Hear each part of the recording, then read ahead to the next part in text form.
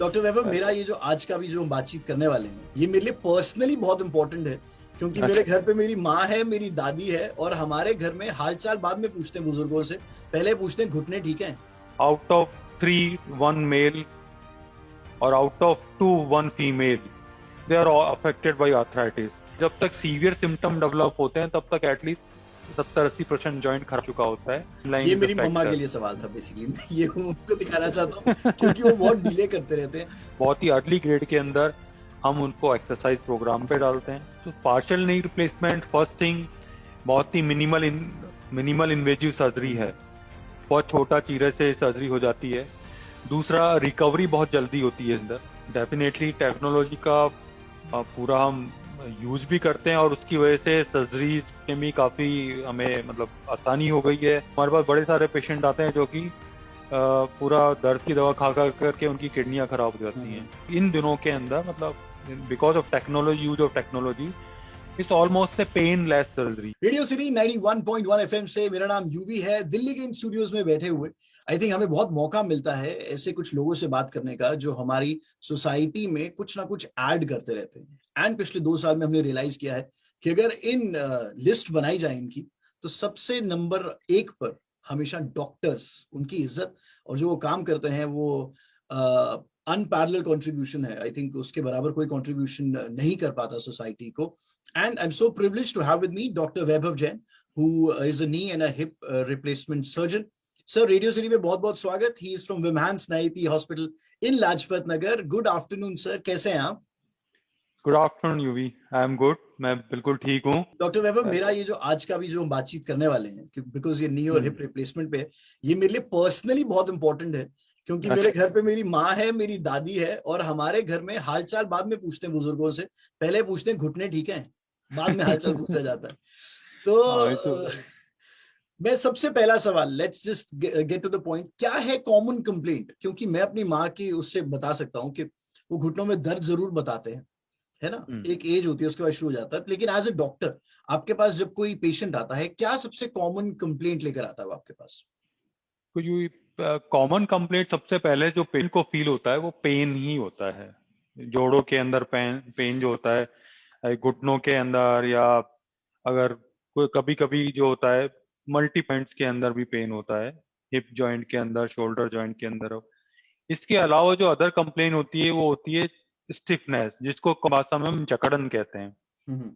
जकड़न मतलब जब वो पेशेंट कहता है कि जब हम बेड से उठते हैं या जमीन में बैठ करके उठते हैं या चेयर से उठते हैं तो फील स्टिफ, और उनको मूवमेंट स्टार्ट करने में थोड़ा सा टाइम लगता है। इसके अलावा जो होते हैं उनकी जो चाल होती है, वॉकिंग का जो पैटर्न होता है वो चेंज हो जाता है। वो सडनली दे लिम्प करके वो वॉक करते हैं। जी। इसके अलावा जो है ये जब भी वो ये सब चीज कंप्लेन होने के बाद उनको सडनली बैक पेन चल जाता है, जब this is all A mechanical thing. इसके अलावा घुटनों का बैंड होना, कॉमनली में देखा होगा कि बहुत से लोगों के होते हैं जो घुटने काफी बैंड हो जाते हैं, इस तरह से कर्व हो जाते हैं। तो ये 3-4 जो चीजें हैं ये ही कॉमनली लेकर के हम पेशेंट हमारे पास आता है। सर, आर्थराइटिस कितना कॉमन है हमारी कंट्री में? अगर हम स्पेसिफिकली इंडिया की बात करें, कितना कॉमन आर्थराइटिस? ये आर्थराइटिस जो है बहुत ही कॉमन प्रॉब्लम आजकल हमारी लाइफ स्टाइल और इन सब को लेकर के हो रही है। अगर मैं रेशो की बात करूं तो मेल्स के अंदर आउट ऑफ 3 1 मेल और out of 2 1 female, they are affected by arthritis. Depend करता है वो किस ग्रेड का है। कभी कुछ लोगों के अंदर बहुत सीवियर होता है, कुछ लोगों के अंदर कम ग्रेड का होता है, but it is a very common complain. Is this just affected और लिमिटेड टू, या ज्यादा एल्डरली पॉपुलेशन में देखा जाता है एज के साथ? आर्थराइटिस को हम कॉमनली 2 पार्ट में डिवाइड करते हैं। एक होता है कि रूमेटॉइड आर्थराइटिस, जिसको कॉमन भाषा में हम गठिया बोलते हैं, और दूसरा होता है ऑस्टियो आर्थराइटिस, जो होता है एज रिलेटेड चेंजेस जो जॉइंट्स के अंदर होते हैं। ऑस्टियो आर्थराइटिस यूजुअली आफ्टर 50 और 55 ईयर की एज के बाद में मेल्स के अंदर, और 60 ईयर की एज के बाद में मेल्स के अंदर जो होता है प्रेजेंट करता है। बट जो रूमेटॉइड आर्थराइटिस होता है उसका कोई एज बायरिंग होती है, वो इवन बच्चों के अंदर भी डिपेंड कर सकता है, जिसको जुवेनाइल रोमेटॉइड आर्टिस बोलते हैं।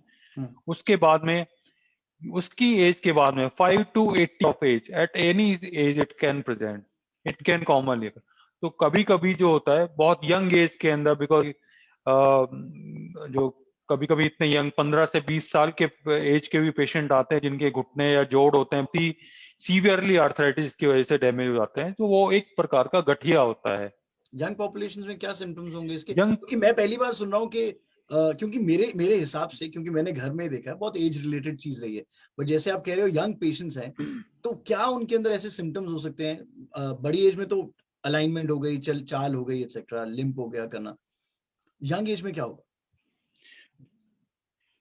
यंग एज के अंदर जो कॉमन सिम्टम, अगर जैसे बच्चों के अंदर होता है तो बच्चों के अंदर जॉइंट पेन और फीवर, ये कॉमन सिम्टम्स होते हैं। ओके। और लेटर ऑन जैसे जैसे वो आर्थराइटिस बढ़ता है तो जॉइंट के अंदर स्टिफनेस, जॉइंट के अंदर मूवमेंट्स का खत्म हो जाना, और जॉइंट जो होता है फ्लेक्सिबिलिटी उसकी जॉइंट की खत्म हो जाना, ये चीजें होती हैं। साथ के साथ जब एग्रेसिव आर्थराइटिस होता है तो नी जॉइंट के साथ में कूल्हे का जॉइंट, कंधे का जॉइंट, ये सब जॉइंट भी अफेक्ट होते हैं।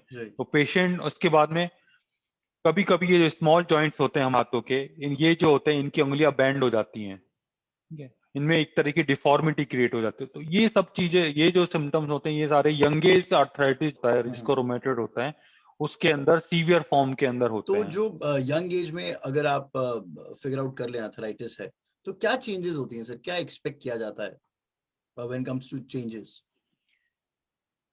यंग एज के अंदर अगर आर्थराइटिस है, अगर जॉइंट पेन की प्रॉब्लम है, तो आपको आई मीन तुरंत आपको डॉक्टर से मिलना चाहिए, एक्सपर्ट ओपिनियन उनके लेनी चाहिए कि वो जॉइंट आर्थराइटिस किस टाइप का है, क्या उसका प्रोग्रेस है, किस तरह से हम उसको मॉडिफाई कर सकते हैं।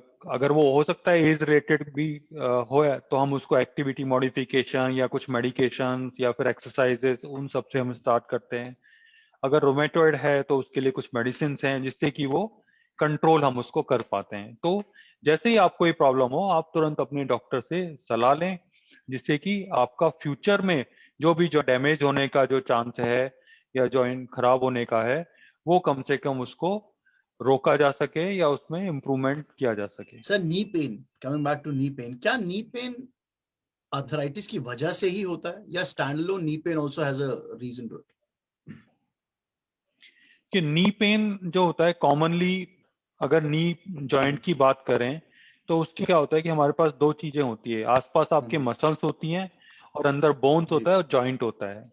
तो बोन एंड जॉइंट जो होते हैं, वो जो उसकी वजह से जो डैमेज है, that is commonly called arthritis.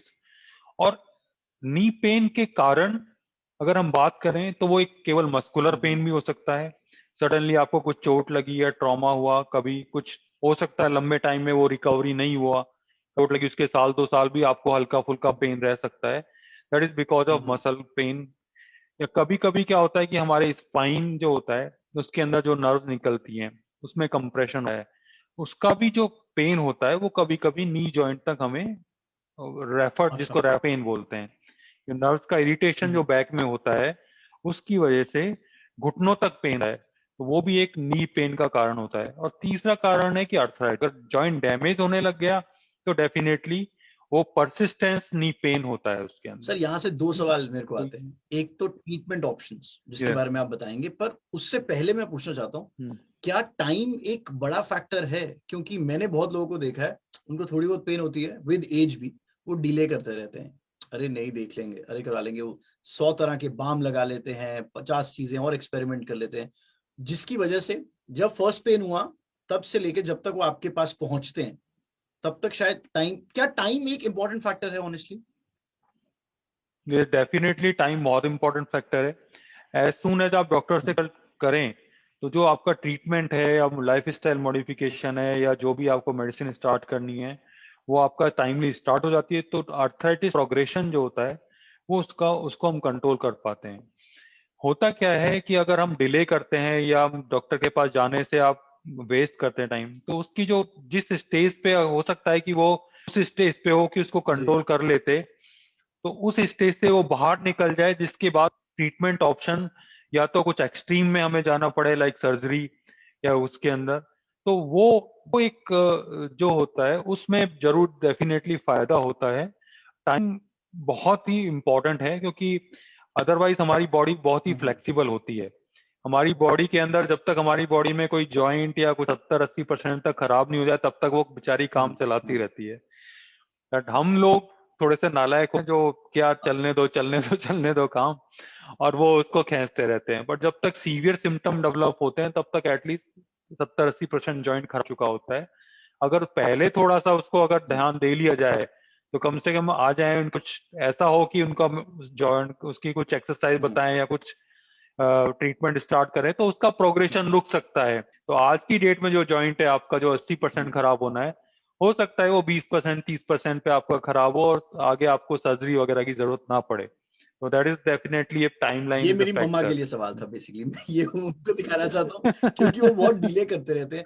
Also sir, time से आपके पास अगर मैं नंबर्स में पूछूं कि कितने, मान लो एग्जाम्पल आपके पास 100 पेशेंट्स आते हैं, उनमें से आपको ऐसा लगता है कि अगर ये मेरे पास कुछ टाइम पहले आ गए होते, क्योंकि ये कॉमन हाउस होल्ड प्रॉब्लम है, मैं सिर्फ मम्मा तक की नहीं, on a very serious note, क्योंकि हमारी आदत है टालने की इन चीजों को। फॉर एग्जाम्पल आपके पास 100 पेशेंट्स हैं, आपको क्या लगता है कितने ऐसे हैं जिनको सिवियर से बच सकते थे अगर वो टाइम सर आ जाते आपके पास? एटलीस्ट 10% पेशेंट ऐसे होते हैं जिनके हम अगर बहुत ही अर्ली होते और स्टार्ट कर देते तो सर्जरी जो होती वो नहीं करनी पड़ती या बहुत डिले हो जाती। ठीक है। तो बाकी कुछ पेशेंट होते हैं जो मल्टीपल जगह पे, या तो कहीं उनका ट्रीटमेंट चल रहा होता है फिर फाइनली यहाँ पे आते हैं, या कुछ हमारे पास आते हैं कभी, उस टाइप के भी पेशेंट होते हैं। बट काफी पेशेंट होते हैं जो कि 10 से 10 अराउंड, अगर रफली कहें तो 10% कहना एग्जैक्टली जी, मुश्किल होगा, 10 to 20% के बीच में ऐसे पेशेंट होते हैं जो अगर अर्ली जिनको अगर ट्रीट मिल जाता तो शायद हमारे पास सर्जरी के लिए वो नहीं आते। ट्रीटमेंट की बात की है सर आपने, क्या ट्रीटमेंट ऑप्शंस हैं अगर बात की जाए नी की स्पेशली तो? की सर्जरी, नी पेन की अगर बात करें, पहले तो हमें डिसाइड करना है कि वो नी पेन किस टाइप का है। तो या तो गठिया की वजह से है, या फिर मांसपेशियों की वजह से है, या फिर आर्थराइटिस की वजह से। सपोज आर्थराइटिस की वजह से नी पेन है तो किस ग्रेड का वो आर्थराइटिस है उसके अकॉर्डिंगली हम उसको ट्रीटमेंट चालू करते हैं। बहुत ही अर्ली ग्रेड के अंदर हम उनको एक्सरसाइज प्रोग्राम पे डालते हैं। कुछ मेडिसिन होती हैं जो अंदर इन्फ्लामेशन जो होता है नी के अंदर उसको कंट्रोल करने के लिए, प्लस उसके साथ साथ में life style modification and weight control and dietary modification. These are few things which हम जो स्टार्ट करते हैं शुरुआत के अंदर। लेटर ऑन अगर वो उस स्टेज को पास कर चुका है, ठीक है, तो उसके बाद क्या होता है कि नी के अंदर ये कि अगर ग्रेड 2-3 के अंदर पहुंचा है पेशेंट, तो अगर बहुत ही यंग एज के अंदर पेशेंट आ रहा है तो हम अवॉइड करते हैं कि चलो थोड़ा सा इसको सर्जरी को पोस्टपोन करते हैं। पेशेंट को अगर किसी और तरह से हम बेनिफिट दे सकते हैं तो देते हैं। उसके अलावा घुटनों के अंदर कुछ इंजेक्शंस होते हैं, एंटी इन्फ्लामेटरी इंजेक्शंस, वो हम लगाते हैं जिससे पेशेंट थोड़ा सा अपना टाइम निकाले, जब तक मतलब उसका 2-4 साल 5 साल उसके जितने निकल जाए अच्छा है।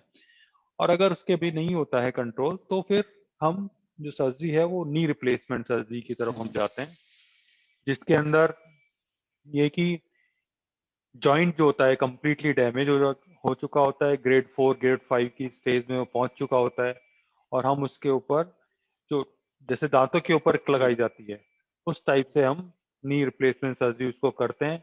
जो घिसा हुआ हिस्सा होता है उसको थोड़ा सा रीशेप करके उसके ऊपर जॉइंट, एक तरह ये जॉइंट पूरा रिप्लेस कुछ नहीं करते हैं, एक तरह से जो जॉइंट की जो खराब सरफेस होती है उस पर कैप राइट, लगा देते हैं। वो जॉइंट जो होता है, पेन जो होता है वो पेशेंट का खत्म हो जाता है और लाइफ की बेटर हो जाती है। जी। तो conservative and surgical management, I mean broadly if it इसका है कि दो टाइप के, कंजर्वेटिव या सर्जिकल मैनेजमेंट, दो टाइप में हम इसको अगला क्वेश्चन डिफाइन इंटरेस्टिंग होगा करते सर, हैं। पार्शियल जो आप बता रहे थे, मैं थोड़ा सा सोच पाया था कि शायद ये पार्शियल नी रिप्लेसमेंट की बात कर रहे हो versus the whole knee replacement जो पूरी होती है टोटल, दोनों में क्या फर्क है सबसे पहले? ठीक है। अगर हम सर्जरी की बात करें, और सर्जरी में दो टाइप का है, पार्शियल नी रिप्लेसमेंट और जी, टोटल नी रिप्लेसमेंट।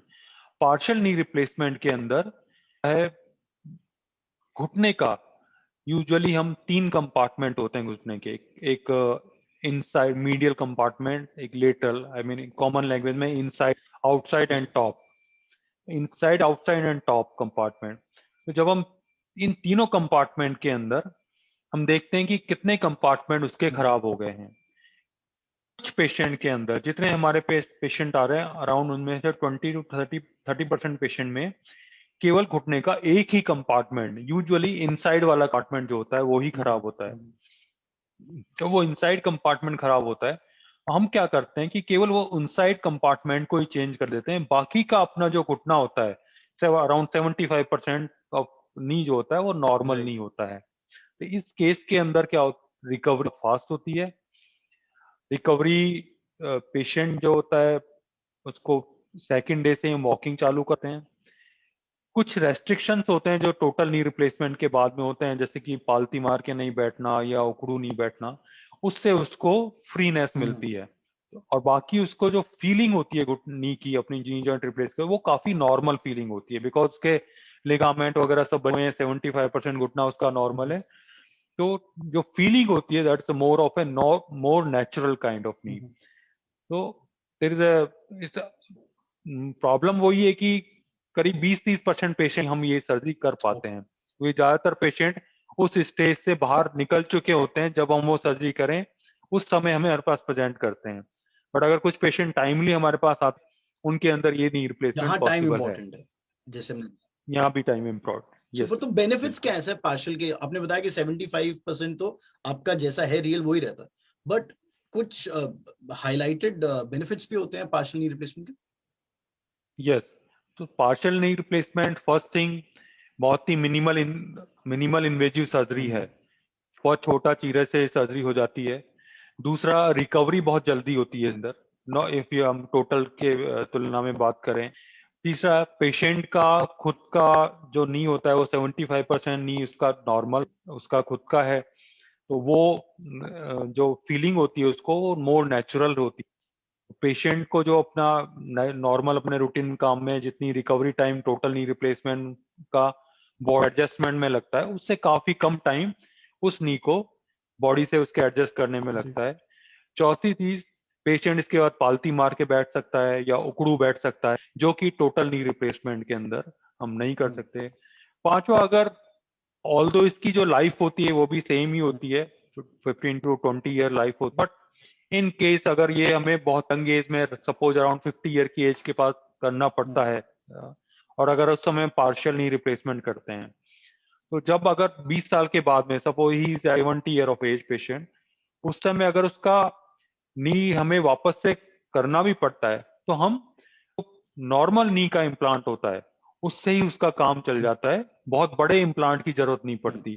वहीं अगर हम टोटल नी रिप्लेसमेंट किसी का किया हुआ है और उसका 15-20 साल के बाद जरूरत पड़ती है वापस करने की, तो वो जो इम्प्लांट यूज करते हैं that is a more bigger implant, right. वो बड़ी सर्जरी होती है। तो ये सब 4-5 बेनिफिट हैं जैसे पार्शियल नी रिप्लेसमेंट अगर किसी के अंदर हो पाता है, तो we become very happy to do. बहुत खुश होते हैं कि भाई इनका पार्शियल में काम चल गया, और पेशेंट के लिए बहुत ही बेनिफिशियल। सबसे डरावना सवाल सर, पार्शियल नी रिप्लेसमेंट में भगवान ना करे किसी के साथ भी, लेकिन अगर कोई प्रॉब्लम आती है पोस्ट द सर्जरी, फिर क्या है उस वो पेशेंट के लिए क्या सोल्यूशन है? पार्शियल नी रिप्लेसमेंट में पेशेंट सिलेक्शन इज इम्पोर्टेंट। अगर आपने राइट पेशेंट सेलेक्ट किया है, अपने जिसको एक्चुअल जरूरत है पार्शियल नी की, वही हमने किया है, क्योंकि हम सर्जरी में जब भी करते हैं उसमें पार्शियल नी के साथ साथ नी भी हम बैकअप में रखते हैं। जब हम नी को ओपन करते हैं उस समय देखते हैं कि बाकी का पूरा घुटना होता है, रेस्ट नी इज ओके, तभी हम पार्शियल नी हैं, नहीं तो हम टोटल नी करते हैं। फर्स्ट थिंग, तो अगर फिर भी अगर पार्शियल नी के बाद में कुछ फ्रैक्चर हो जाए पेशेंट को, या किसी वजह से उसको लग जाए या गिर जाए और कुछ प्रॉब्लम आता है, तो पार्शियल रिप्लेसमेंट को रिवाइज करना ज्यादा इजी काम है। उसके बाद हम टोटल नी में उसको कर सकते हैं। वो जो सर्जरी होती है वो उतनी बड़ी नहीं होती, और पेशेंट की रिकवरी, रादर देन कि हम टोटल नी रिप्लेसमेंट को रिवाइज करें बाद में और बड़ी सर्जरी करके उसको रिवीजन के, उसकी तुलना में ये काफी इजी सर्जरी है। पेशेंट की रिकवरी काफी अच्छी होती है। तो पार्शियल नी का अगर फेल होता है या कुछ होता है, टोटल नी रिप्लेसमेंट पे जा सकते हैं। और it's a total knee replacement थोड़ा सा टाइम उसको रिकवरी में जरूर लगता है, बट पेशेंट के लिए काफी बेनिफिशियल है। So basically, partial knee replacement is like a graduation, and the total knee replacement is like yes the sir, post graduation. Yes you can say that. Super sir. Technology हम सब जानते हैं rapidly कितनी बढ़ रही है। क्या टेक्नोलॉजी का roll over the years increase हुआ है या उसका कंट्रीब्यूशन हुआ है जब हम आर्थराइटिस मैनेजमेंट की बात करते हैं? डेफिनेटली टेक्नोलॉजी का पूरा हम यूज भी करते हैं, और उसकी वजह से सर्जरीज में भी काफी हमें मतलब आसानी हो गई है। पेशेंट को लिए भी काफी बेनिफिट है। पहले एक्सरे होते थे, एक्सरे नॉर्मल एक्सरे होते, आजकल डिजिटल एक्सरे होने लगे, जिसके अंदर एक्सरे पिक्चर अब पूरा क्लियर हम यूज हैं। इसके बाद पार्शियल नी रिप्लेसमेंट अगर हम कर रहे हैं तो समटाइम हम एमआरआई वगैरह देख पेशेंट के बाकी का नी जो है वो कैसा है, उसका प्री आइडिया हमें काफी कुछ तक 99% तक लग जाता है कि वो कैसा है। तो उसमें के इसके बाद सर्जरी ड्यूरिंग की बात करें तो आजकल नेविगेशन एंड रोबोटिक्स जो होते हैं, ये इसका हम यूज करते हैं सर्जरी में, जो कि हमें नी का परफेक्ट अलाइन में हमें हेल्पफुल होता है। जी। तो कुछ which is called haptic device की मदद से हमें नी का तो परफेक्ट बॉडी के साथ क्या अलाइनमेंट होना चाहिए, उसके बारे में हमें वो मदद करती है टेक्नोलॉजी। और टेक्नोलॉजी का यूज करके पेशेंट के लिए भी बेनिफिट है। पेशेंट को रिकवरी फास्ट होती है, बिकॉज जितना टेक्नोलॉजी जितना परफेक्शन होगा पेशेंट की रिकवरी फास्ट होगी, पेशेंट का अपना नॉर्मल लाइफ के अंदर उसको जाने में काफी इजीनेस होगी। टेक्नोलॉजी डेफिनेटली बेनिफिट है और हम उसको यूज करते भी हैं प्रॉपरली। Fantastic sir. ये इंटरव्यू खत्म होने के बाद मैं मम्मा को फोन कर रहा हूँ क्योंकि वो बहुत डरते रहे हैं। वो ऑपरेशन वर्ड किसी भी इंसान के लिए बहुत ज्यादा हो जाता है। तो क्या लोग डरते भी हैं? मैं ये थोड़ा सा पर्सनली पूछना चाहता हूँ ऑपरेशन से या रिप्लेसमेंट से, लेट्स से। आजकल सर्जरी वैसे बहुत सेफ हो गई है फर्स्ट थिंग, बट पेशेंट के मन में बिल्कुल definitely there is a lot of fears होते हैं कि डरते हैं। वो कहते हैं सर्जरी के नाम से ही डर बिल्कुल। लगता है। तो पेशेंट मोटिवेट होता है, या तो किसी पेशेंट ने नी रिप्लेसमेंट करा लिया हो, वो उसको मोटिवेट, दूसरा पेशेंट अच्छा आपका हो गया, क्या हुआ, कैसे हुआ, क्या हुआ। बिकॉज डॉक्टर से कन्विंस की जगह वो क्या होता है कि जो साथ वाले ने किसी ने जो किया हुआ है उसका जो एक्सपीरियंस होता है उससे वो ज्यादा कन्विंस होते जी। हैं। डर उनको जरूर लगता है। हम पूछते हैं पेशेंट से कि आपको किस चीज से डर लगता है, क्या पेन से डर लगता है, क्या कि नहीं सर्जरी का एक नाम से ही डर लगता जी। है। उसके चक्कर में उतना टाइम भी और मनी भी वो वेस्ट करते हैं, इधर जाना उधर जाना। प्लस कभी कभी आए देखते हैं पेशेंट की वो दर्द की दवाएं जो होती हैं वो कई कई सालों से दर्द की दवा खाते होते हैं। हमारे पास बड़े सारे पेशेंट आते हैं जो कि पूरा दर्द की दवा खा कर करके उनकी किडनियां खराब हो जाती हैं। तो जो डर का जो कारण है वो कई बार पेन होता है, बट इस नाउ अभी इन दिनों के अंदर मतलब because of technology, use of technology, it's almost a pain less surgery. ठीक है, सर्जरी के बाद, सर्जरी में तो पेन नहीं होता, उसके बाद भी जो मेडिकेशंस हैं, दवाइयां हैं, कुछ टेक्नोलॉजी यूज करके हम पेशेंट को टोटल पेन फ्री रखने की कोशिश करते हैं। कुछ थोड़ा बहुत डिस्कम्फर्ट होता है उसके लिए दवाइयां देते हैं, और लॉन्ग टर्म में जो धीरे धीरे पेशेंट की जैसे जैसे रिकवरी होती है सारा पेन भी पूरा का पूरा खत्म हो जाता है। तो मेन जो डर होता है लोगों के मन में वो तो पेन का ही होता है। दूसरा डर होता है कि मैं सर्जरी के बाद में क्या मैं उतना चल पाऊंगा या नहीं चल पाऊंगा, या फिर मैं हो सकता है बिस्तर पे आ जाऊं। तो ये भी एक बहुत बड़ा डर है। तो इसकी मैं कहना चाहूंगा कि एक तो हम पेशेंट को जब भी सर्जरी करते हैं उससे पेशेंट का हम पूरा वर्कअप कराते हैं, उसका हर बॉडी ऑर्गन फंक्शनल प्रॉपर कर रहा है नहीं कर रहा, उसका हार्ट कितना काम कर रहा है, बिकॉज वो सर्जरी के लिए सुटेबल है नहीं है, वो सारे टेस्ट हम पेशेंट के कराते हैं। उसके बाद ही हम सर्जरी पे जाते हैं। और सर्जरी के बाद में दिस सर्जरी, कोई भी सर्जरी सेफ सर्जरी होती है when the complication rate is less than 2%। तो इस सर्जरी के अंदर complication rate is 99%, it is a successful surgery. किसी पेशेंट के साथ कुछ मिस हैपनिंग होती है या that can accident can happen any time, but वो तो अभी किसी के साथ भी नहीं पता, मैं बाहर निकलूं एक्सीडेंट हो जाए, किसी का भी नहीं पता। That risk is always there. तो उससे रिस्क और बेनिफिट का अगर हम रेशो काउंट करें तो it is a very successful surgery, और पेशेंट को डरना नहीं चाहिए। एक बार वो डॉक्टर से मिले, वो आपको बताएगा उनके क्या क्वेश्चंस हैं, वो उनके मन में क्या आ रहा है, क्या किस चीज का डर है। I think we try to explain everything कि भाई आप बताओ। कभी ये हमारे पास जितने पेशेंट होते हैं हम उनसे उनको मिलवाते भी हैं, या आप उनसे मिला, कुछ पेशेंट जो हमने ऑपरेट करके उनके फोन नंबर पे वो ले सकते हैं, हमसे बात कर सकते हैं, क्या एक्सपीरियंस कैसा रहता है। तो ये करके थोड़ा सा डर पेशेंट्स का खत्म हो जाता है। फैंटास्टिक सर, इतनी नॉलेज के लिए थैंक यू, आपके वक्त के लिए thank you doctor Vaibhav. Thank you so much doctor Vaibhav. Thank you.